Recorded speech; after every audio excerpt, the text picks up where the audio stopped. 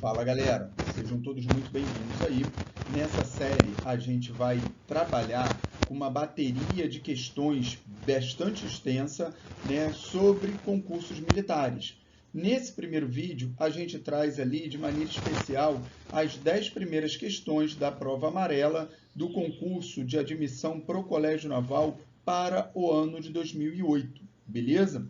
A gente vai trazer aqui uma forma bem objetiva de correções, mas quem tiver dúvidas, poxa, eu preciso que detalhe um determinado assunto, não está lembrando, precisa ali de um aprofundamento ou de uma revisão teórica sobre um determinado tópico, ou muitas das vezes a gente já tem vídeos abordando tudo isso, e se não tiver, a gente grava um vídeo especial para vocês. Basta colocar aí nos comentários qual é a dúvida, né? Aonde que vocês ficaram travados aí nessa correção. Beleza? Acompanhem essa série com a gente, que quem quer fazer prova aí para concursos militares vai facilitar muito a vida de vocês. Vai pegar vocês que estão do zero e deixar vocês craques. E vocês que já estão feras, vale a pena abordar, aparar ali algumas arestas para vocês ficarem melhores ainda. Beleza? Então, vamos lá? Questão de número 1. Lembrando aí, foi a prova amarela, tá, para o concurso de admissão ao Colégio Naval para o ano de 2008. Então, questão de número 1. Sabendo-se que 2x mais 3y, vamos botar aqui, ó, 2x mais 3y igual a 12. E mx, que é a segunda equação, mais 4y igual a 16. São equações sempre compatíveis, com x e y pertencente ao conjunto dos números reais. Quantos são os valores de m, que ele está querendo isso daqui, ó, quantos são os valores de m que satisfazem essas condições? O que você tem aqui, na verdade, é um sistema de equações, e o que você precisa ali, ó, é fazer a análise do teu sistema quanto a... Aqui, ó, você tem um sistema que pode ser possível ou pode ser impossível. O sistema possível, ele pode ser determinado ou indeterminado. A gente não vai entrar em detalhes aqui, porque a aula, né, não é a teoria ali sobre sistemas, para a gente manter a objetividade. Mas, tendo dúvidas, coloca para a gente traz aí uma aulinha sobre sistemas para vocês. O determinado, óbvio, e o indeterminado são sistemas aqui que possuem respostas. Só que no caso do indeterminado, ele muitas das vezes tem uma gama tão grande de respostas, ou às vezes, muitas vezes também respostas infinitas, que você não consegue determinar que resposta é essa, ou qual é a resposta que atende à tua condição ali. E no determinado, possível e determinado, você consegue definir a tua resposta, beleza? O impossível, obviamente, não tem resposta dentro daquele conjunto universo. Beleza, então o que você precisa aqui é fazer o seguinte, ó, 2 está para m. Repare que as duas equações já estão devidamente arrumadas. Aqui você tem um padrão ax mais by, né, igual a um determinado valor. Aqui também ax mais by igual a um determinado valor. Então, você vai pegar aqui, ó, vai montar a razão dos coeficientes que estão ligados a x.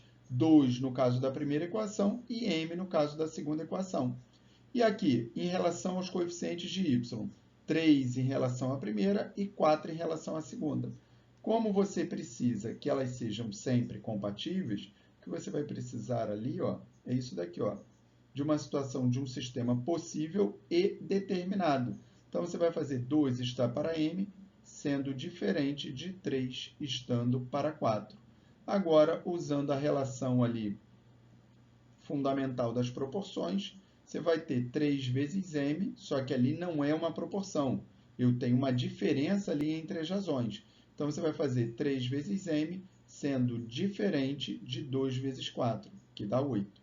m diferente de 8 sobre 3. m tem que ser diferente de 8 sobre 3. Então, ele quer saber quantos são os valores possíveis? A letra E. Tirando ali o 8 terços, ainda te sobram uma infinidade de valores ali possíveis para aquilo, tá bom? Existe uma outra linha de raciocínio para essa questão de número 1, e aí eu quero que quem já tiver tentado fazer, coloquem aí nos comentários se já encontrou, se já trabalhou com essa outra linha de raciocínio. No próximo vídeo, a gente grava a explicação dessa outra linha, beleza? Então, vamos deixar aí e instigar vocês a trabalharem essas questões. Então, próxima questão, número 2. O número A é diferente de zero e tem inverso igual a B. Então, a informação que você tem é essa daqui, ó. A é diferente de zero e o inverso é igual a B. Então, você pode ter A igual a 1 sobre B, ou você pode ter B igual a 1 sobre A. Lembrando, nessa situação, tá, eles não podem ser zero. Você não pode ter zero aqui no denominador, não pode ter zero aqui. Beleza. E aí ele diz também que A mais B é igual a 2. Ora, você tem, nesse caso daqui, em relação a isso daqui, você tem que, se você fizer A vezes B, isso nada mais é do que A vezes 1 sobre A, porque o B é o inverso do A ou vice-versa. Bem, se eu fizer essa conta, como o A é diferente de zero, ele já cita isso aqui em cima, então eu vou ter aqui, ó, posso cancelar isso com isso, a resposta de A vezes B dá 1. A vezes B dá 1 e A mais B igual a 2. Então, você chega à situação de A valendo 1 e B valendo 1. Quando você substitui isso aqui, ó, você vai encontrar 1 elevado ao cubo dá 1, e aqui 1 elevado ao cubo dá 1. Beleza. Nesse caso daqui, 1 elevado à quarta vai dar 1, e como B é 1 também, 1 elevado à quarta vai dar 1. Só que aqui é 1 menos 1. Isso daqui vai zerar. Isso daqui vai dar 2, mas independente disso, qualquer coisa vezes zero dá zero. Portanto, qual é o valor desse produto daqui, ó? Desse produto daqui? Resposta zero. Gabarito, letra E também, beleza? Então, o gabarito da questão número 1 era a letra E, da questão número 2, letra E também. Questão de número 3. Qual é a soma dos quadrados das raízes da equação, dessa equação daqui? Bem, como é que você vai trabalhar essa equação? Primeiro, vamos igualar ali, vamos transformar, buscar um denominador comum. E quanto que vai dar isso? Já aproveitando ela aqui em cima mesmo, ó, se eu fizer o produto de x menos 1 por x mais 1, eu vou obter x ao quadrado menos 1. Como o x ele é diferente de mais ou menos 1, eu posso pegar esse x ao quadrado menos 1 e já jogar multiplicando aqui, ó, por isso daqui. Então, vamos lá. Deixa eu escrever a equação aqui, ó. 2 sobre x menos 1 mais 3 sobre x mais 1 igual a 1. Beleza. O MMC vai ser o produto entre esses valores. Então, quando eu pegar o MMC e dividir por x menos 1, eu vou obter x mais 1, e aqui, no caso, x menos 1. Vou subir multiplicando isso daqui, ó, tanto aqui quanto aqui. Então, eu tenho ali, ó, 2 que multiplica x mais 1, mais 3 que multiplica x menos 1. Isso daqui é igual a 1. Isso tudo está sobre x ao quadrado menos 1, que é o produto disso daqui por isso daqui. Beleza. Como x ao quadrado menos 1 não pode dar zero, tá? Por que ele não pode dar zero? Porque x é diferente de mais 1 e diferente de menos 1. Seriam os únicos valores que poderiam zerar isso daqui. Então, não corro o risco de ter o denominador igual a zero. Agora, eu posso pegar isso daqui e jogar para cá, multiplicando. Beleza? Então, vamos lá. Se eu jogo para cá multiplicando, eu vou ter ali, ó, 1 vezes x ao quadrado menos 1. O 1 como elemento neutro da multiplicação, não preciso mais me preocupar. E vou apagar ele daqui de baixo. Beleza. Agora, eu tenho aqui, vou fazer a distributiva. Então, eu tenho 2x mais 2 mais 3x menos 3. Isso tudo é igual a x ao quadrado menos 1. Maravilha! 2x mais 3x vai dar quanto? 5x. Aqui, mais 2 menos 3, 5x menos 1, igual a x ao quadrado menos 1. Bem, aqui o que eu posso fazer? Posso cortar esse menos 1 desse lado com esse menos 1 daqui. Vou ter x ao quadrado menos 5x igual a 0. Se eu colocar o x em evidência, eu vou ter x que multiplica x menos 5 igual a 0. Gente, aqui eu só tenho duas possibilidades.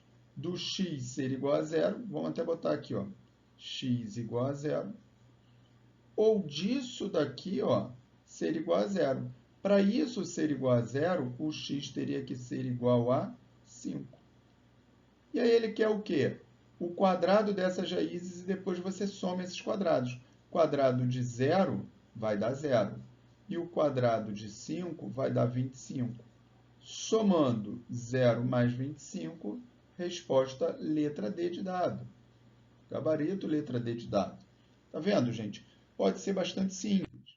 Vamos lá, questão de número 4.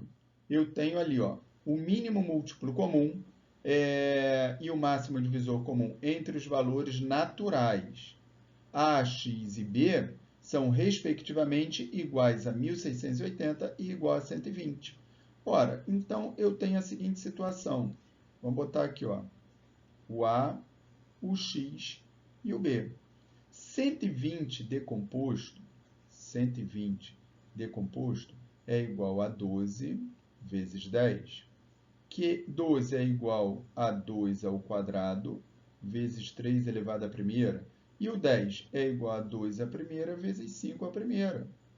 Então, eu vou ter aqui 2 ao cubo, isso tudo vai ser igual a 2 ao cubo, pegou esse 2 aqui, esse 2 ao quadrado, vezes 3 elevado à primeira, vezes 5 elevado à primeira. Pronto, tiquei todos os itens ali.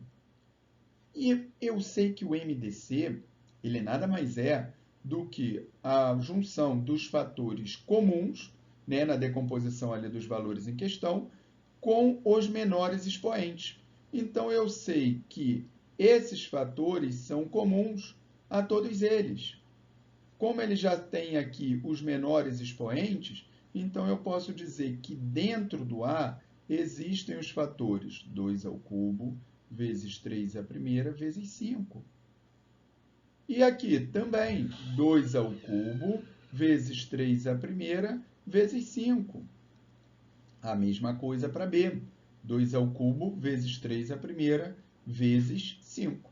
Está ali. Agora, gente, o que a gente... O valor de 1.680, que é o MMC, vamos decompor ele aqui. Olha só como é que vai ficar. Vou decompor ele aqui, vai dar 2.840. Por 2 aqui, 420. Por 2, 210. Por 2, 105. Aí agora não dá mais por 2, vou decompor por 3, que vai dar 35. 35 por 5, 7 por 7, 1. Então, eu tenho que 1.680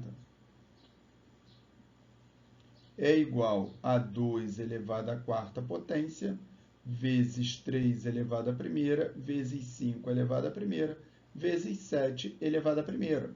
Quando eu comparo 1.680 com 120, eu reparo que a minha diferença fundamental é mais um fator 2 ali e esse fator 7 daqui. E aí eu preciso criar combinações entre eles para saber quantos valores de x eu consigo obedecendo às seguintes condições. Primeira delas, O MDC entre eles tem que continuar entre os três valores, tem que continuar valendo o quê? 120. O MMC tem que continuar valendo 1.680. E eles têm que estar nessa ordem daqui, ó. O X sendo maior do que o A e menor do que o B. Então, vamos ver quantas combinações, acrescentando esse padrão de diferença, eu consigo formar. Ora, como uma primeira combinação, eu posso formar a seguinte situação. Eu posso colocar aqui no X, colocar o fator 2 e no B eu colocar o fator 7. Ou seja, eu mudei aqui, ó, o X mudou o valor, passou a ser maior do que A e menor do que B. E o 7 passou a ser maior, o B continuou sendo maior do que os dois valores anteriores. Aí aqui o segundo. Essa seria uma possibilidade. A outra possibilidade seria, por exemplo, de eu colocar aqui os 2 aqui, o 2 e o 7 aqui, ó. Também continuo seguindo ali. E uma terceira possibilidade seria eu colocar aqui o 7, o 2 e o 7 aqui. E agora, eu vou dar um minutinho aí para vocês pensarem e já vou dar um spoiler aqui. O gabarito é letra C, de casa. São apenas duas possibilidades. Então, tem uma dessas três possibilidades que fere a uma das condições. Vamos dar uma analisada? Eu quero que vocês parem aí um minutinho para pensar. Não vou dar nada mais do que isso. Um minuto aí para vocês pensarem. Beleza? Beleza, galera. Aqui eu estou seguindo direto, né? Mas vocês podem pausar o vídeo, tá bom? Gente, o que está de errado aqui é que ele quer quantos são os valores de x. Olha a pegadinha aqui da questão. Tudo que está sendo feito aqui, ó, na primeira, na segunda e na terceira possibilidade, são condições corretas. Só que aqui e aqui, o x passa a ter o mesmo valor. Porque você só mudou aqui, ó, você pegou o x, tanto na primeira condição e multiplicou por 2, na segunda condição você também multiplicou por 2. Então, você não mudou o valor de x. Você obedece às demais condições, mas você precisa de valores diferentes ali para x. Então, você tem que eliminar ou a primeira ou ali a segunda condição. Beleza? Na verdade, se você elimina ali a segunda, você tem que tomar cuidado. Se você pegar a segunda e a terceira condição, o valor de B aqui e aqui vai ficar igual. Mas aí ele não fere tanto ali a questão, porque o que ele quer de valores diferentes são os valores de x. Então, a questão em si é tranquila de resolver, mas essa pegadinha aí no final, muitos acabam tropeçando e marcando como gabarito letra D de dado, e está errado, tá bom? Seguindo aí, a questão de número 5, gente, ela foi anulada. Em outro vídeo, a gente vai trabalhar o porquê da anulação dessa questão, tá bom? Por quê? É fundamental a gente entender o que levou à anulação da questão, porque esse padrão de questão pode vir corrigido num outro concurso, tá? Num concurso aí para o futuro. E a questão de número 6, ela é bem tranquila, bem rápida, fala aqui dos vértices de um paralelogramo, aí eu vou colocar os vértices aqui, A, B, C, D. No vértice A, você traça alturas relativas a esses lados daqui, ó. Você, aqui, ó, do vértice A, traçam-se as alturas do paralelogramo ABCD, sabendo que essas alturas dividem o ângulo interno do vértice A em três partes iguais.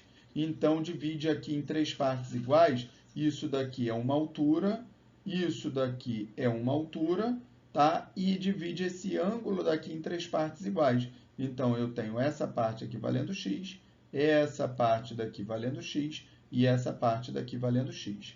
Ora, vamos olhar, vamos botar aqui um h de altura, vamos olhar aqui esse triângulo daqui, ó, ADH. É um triângulo retângulo, ele tem um ângulo aqui de 90 graus. Ou seja, Se é esse ângulozinho daqui vale x, esse ângulo daqui, que também é interno ao paralelogramo, vai valer o que falta para chegar a 90 graus. Então, vai valer 90 menos x. 90 aqui, menos x. Ora, se você somar 90 menos x mais 90, isso daqui vai dar 180 graus. 90 menos x mais 90 graus. Olha lá, ó. Eu estou somando 90 menos x mais 90 graus. Isso vai dar 180. Só que isso vai ser uma equação que não vai te levar muito longe. Por quê? Você vai encontrar ali 90 igual a 90 ou x igual a x. Então, o que você pode fazer aqui para melhorar a tua situação é o seguinte, ó. Você pega 90 menos x mais 3x, que estão aqui, ó, e iguala a 180. Por quê? Se a figura é um paralelogramo, dois ângulos internos consecutivos de um paralelogramo vão dar 180 graus. Então, vou fazer aqui, ó, 90 menos x mais 3x igual a 180 graus. Aqui disso daqui eu vou ter menos x mais 3x vai dar 2x. Esse 90 passa para lá o quê? Subtraindo. 180 menos 90 vai dar 90 graus. Então, x igual a 45 graus. Posto isso, se você multiplicar aqui 45 graus, o que você vai fazer aqui? Você simplesmente vai pegar, vai multiplicar o x por 3, que vai dar 3 vezes 45, totalizando 135 graus. Letra B de bola é o nosso gabarito. Seguindo aí, questão de número 7. Ora, questão de número 7 pede a solução dessa equação daqui, ó. Eu tenho raiz quadrada desse polinômio daqui igual a raiz cúbica desse outro polinômio daqui, ó. Só que se você reparar, aqui eu tenho uma situação de produto notável. Na verdade, 4x ao quadrado menos 4x mais 1 nada mais é do que x 2x menos 1 elevado ao quadrado. E isso daqui, raiz cúbica disso daqui, ou se na verdade você fatorar esse polinômio daqui, você também vai ter 2x menos 1 elevado ao cubo. Só que pensa comigo, eu tenho aqui uma equação. Então, eu vou ter, de um lado, raiz quadrada disso daqui elevado ao quadrado, e aí eu vou ter duas possibilidades aqui de resposta. Ou 2x menos 1, ou então menos 2x mais 1. Tanto na primeira quanto na segunda possibilidade, imagine isso daqui, ó, raiz cúbica. Aqui é a raiz quadrada disso. E aqui raiz cúbica disso daqui. Se eu cortar esse 3 com esse 3, eu vou passar para o lado de fora, ok? 2x menos 1. E aqui 2x menos 1. Reparem que nessa situação daqui, qualquer coisa que eu substituir de um lado vai servir do outro lado, porque os dois membros da equação já mostram clareza na sua identidade. De um lado é 2x menos 1, do outro lado é exatamente 2x menos 1. Então, como qualquer coisa que eu substitua de um lado vai servir do outro lado, eu teria a resposta conjunto completo dos números reais, de menos infinito a mais infinito. Então, você tenderia a responder a letra E. Só que tem um detalhe. Vamos analisar essa segunda possibilidade daqui. Nessa segunda possibilidade, se eu jogar esse 2x para cá e esse 1 para lá, eu vou ter aqui menos 2x com menos 2x, menos 4x. Do outro lado, eu vou ter menos 2. Multiplicando os dois lados da equação por menos 1, vou ter 4x igual a 2, x igual a 2 sobre 4, que é igual a 1 meio. Então, eu preciso que o x, para eu calcular essa raiz quadrada daqui, eu preciso que o x seja maior ou igual a 1/2, para evitar de eu ter que calcular a raiz quadrada de valor negativo. Então, qual é o nosso gabarito? X maior ou igual a 1/2, repara que o colchete determina, voltado para dentro, determina intervalo fechado ali em 1/2, até mais infinito. Portanto, o nosso gabarito, tirando a pegadinha ali da letra E, é a letra D de dado. Maravilha. Simples, só não vale a pena a gente jogar fora, perder um ponto à toa aí. Vamos lá, questão de número 8. Quantas vezes inteiras, vamos sublinhar isso daqui, ó, inteiras, a raiz quadrada de 0,5 cabe na raiz cúbica de 10? Para eu saber quantas vezes um número cabe no outro, eu tenho que dividir. Então, eu vou dividir, na verdade, o raiz cúbica de 10 por quanto? Por raiz quadrada de 0,5. Olha aqui uma estratégia aqui interessante. Se eu elevar isso tudo à sexta potência, o que vai acontecer?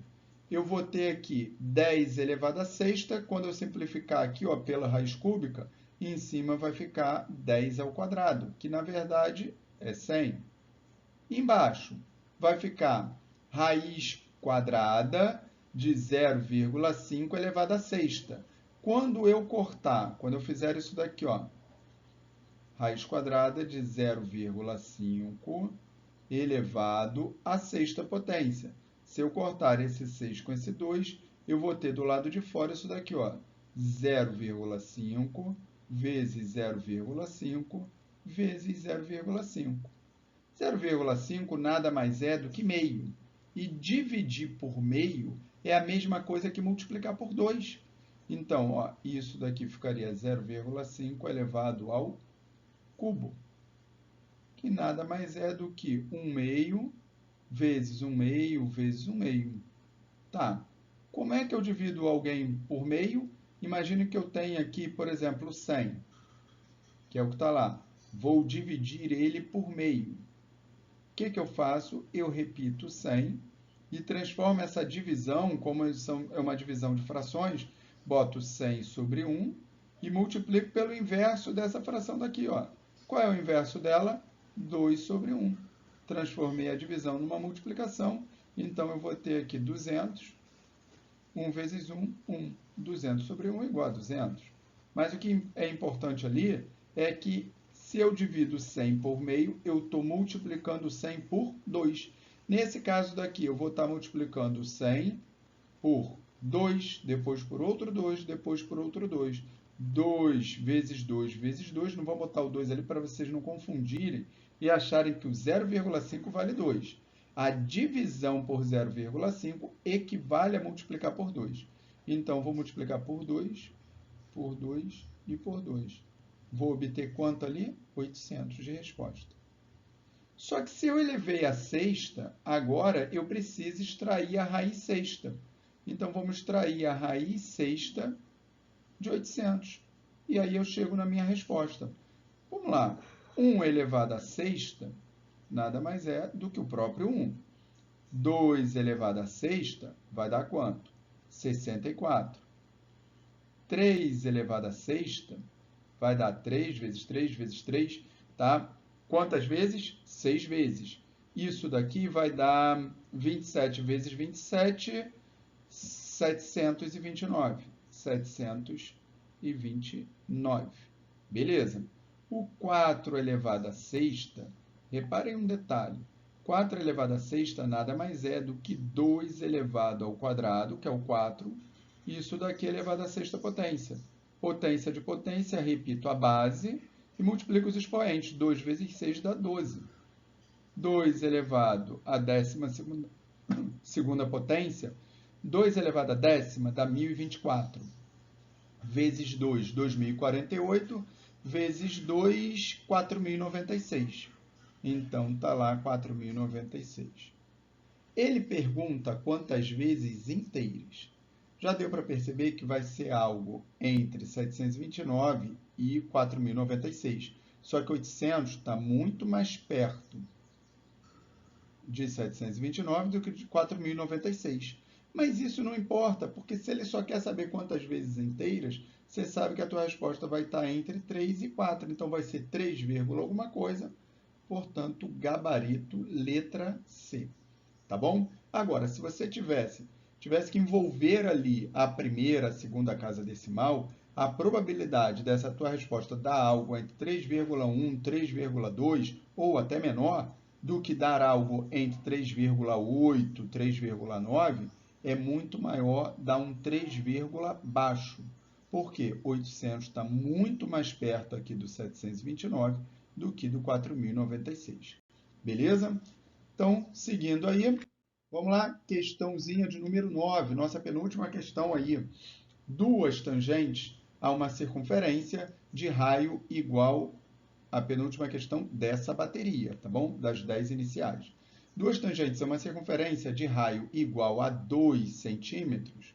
Então, vamos colocar aqui, ó, o raio é igual a 2 centímetros. Beleza. Partem de um mesmo ponto P, ok? E são perpendiculares entre si. Então, significa que elas formam 90 graus entre elas.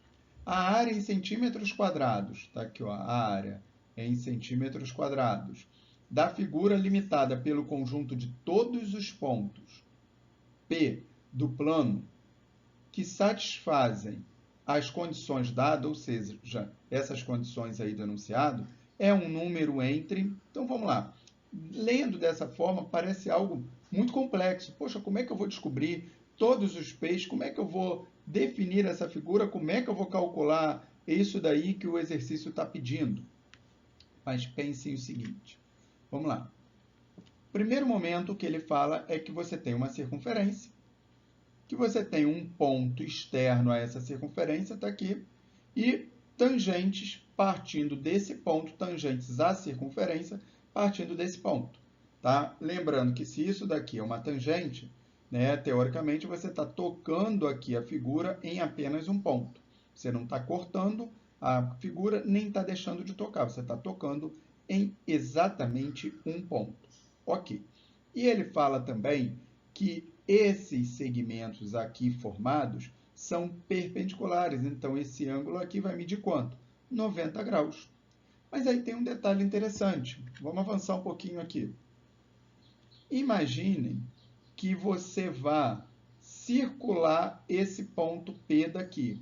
Como é que isso seria feito? Esse é o ponto P, e aí você vai circular ele. Quando você chegar ele para cá, você vai ter o ponto P deslocado aqui, né, um outro ponto, e saindo as mesmas tangentes. E elas vão continuar sendo perpendiculares. Você vai correr esse ponto aqui, mas não vai mudar esse ângulo. As tangentes vão girando ali no círculo. Então, o que você vai formar nada mais é do que uma outra circunferência concêntrica com a primeira, com o mesmo centro, tá bom? Só que uma circunferência, óbvio, de um comprimento maior. E aí vem mais um detalhe interessante. Quando você traçar um segmento que une o centro da circunferência até o ponto de encontro de tangência, você vai ter duas características para esse segmento. Primeiro, ele vai ser raio, porque ele sai do centro e toca a circunferência. Segundo, ele vai ser perpendicular a esse segmento daqui, ó. Porque quando você traça um segmento que passa pelo centro da circunferência e toca no ponto de tangência, significa que ele vai formar um ângulo de 90 graus. Esses segmentos se tornam também perpendiculares, tanto aqui quanto aqui. Então, olha o que acontece em virtude disso. Você, na verdade, em virtude disso daí, você vai ter o seguinte. Vamos usar aqui, ó.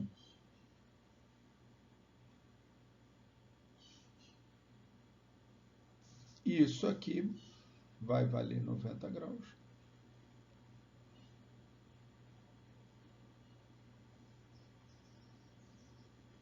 Isso aqui vai valer 90 graus.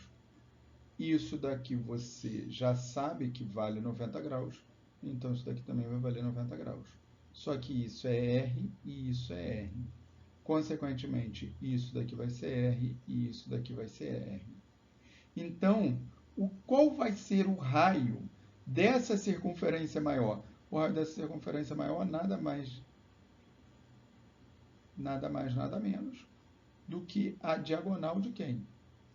Desse quadrado daqui. Beleza? A diagonal do quadrado mede quanto? L do quadrado raiz de 2. Só que quanto mede o R do quadrado? O L do quadrado mede R. Então, vai ser R raiz de 2. E agora você quer calcular a área dessa circunferência maior. A fórmula é o quê? πr ao quadrado. Só repete o π ali. Então, vamos lá. R ao quadrado é isso daqui, ó. Esse é o R da circunferência maior. Então, você vai botar aqui R raiz de 2 elevado ao quadrado. Então, você vai ter aqui π, que multiplica R ao quadrado ali, só que esse Rzinho, ele fala quanto que isso mede. Isso mede 2 centímetros.